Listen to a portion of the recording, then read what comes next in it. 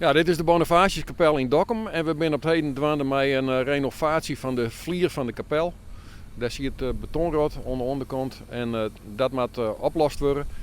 En we zijn ook dwaande met tegelijk versterking van de vlier, zodat hij weer onder hedendaagse normen voldoet voor evenementveiligheid. Hoe heb je hem dat ontdekt?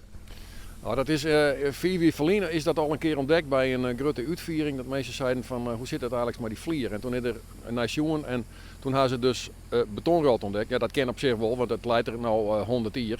En de bouwprincipes weer in die tijd wat oors. En toen is er een berekening maken en toen er zei van ja, misschien maakt die constructie ook wel steviger. Want wat wij hier willen, dat is op termijn evenementen met zo'n 1500 mensen organiseren. Want dat kan in deze kapel.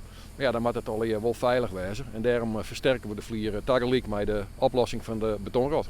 Zo'n renovatie kost het een protte yield. Hoe heb je hem dat bij je inkregen? Ja, het gaat totaal om meer dan 2 ton. Nou, je zorgt dat als je daar goed je best voor doet, dan zijn er in Nederland altijd fondsen die daar gewoon een bijdrage aan leveren willen. En het is gewoon een hele unieke locatie. En het is een heel, ja, zeg maar, doel waar mensen gewoon echt wel warm voor rennen. Dus we zijn erin slagen met subsidie van het Rijk, van de provincie, van de gemeente in Waard-Eerst-Friesland. Maar ook van allerlei fondsen zijn we erin eigenlijk in een jaar hierin slagen om dat geld bij wat te krijgen. Je bent de uitvoerder. Wat ga je hier doen? Wij zijn bezig met de versterking van de betonvlieren onder de Bonifatiuskapel. Zat je op de achtergrond jaren en jij al wat lawaai hier en daar. De firma Siegels is op dit moment er ook bezig om de betonvlieren schien te kappen in verband met de betonrot. Dat wordt eerst al gerestaureerd en daarna komen wij erachterom met een versterkingsprogramma met al je stielen liggers die onder de vlier gebracht werden. Zodat het daar bij Broekburg in. Nou is dit gebouw 100 jaar oud. Is het moeilijk om dat te restaureren? Nou, in dit geval valt het wel wat uit. Het is wel een rijksmonument. Alleen ja, we zijn onder de betonvlieren aan de gang. Dus daar zit net hele monumentale waarde aan.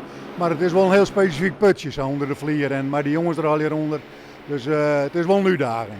Dit lijkt me niet heel comfortabel. Het is wel heel moeilijk, maar hier haast meer rond aan deze kant en daar onderin wat minder. En dat wisselt ook wel wat aan. Je met je per vaak kleden, dus dan kun je wel wat strekken en doen. Wanneer ga je hem weer iepen? De planning is dat de activiteiten eind april klaar binnen. Dan ben we mooi klaar voor het nieuwe simmerseizoen. Dan hebben we ook al de nodige vragen weer van mensen die je dingen organiseren willen. Bijeenkomsten, bedevaartsgroepen. Maar wij kunnen dus vanaf begin mei kunnen we weer helemaal los in de kapel.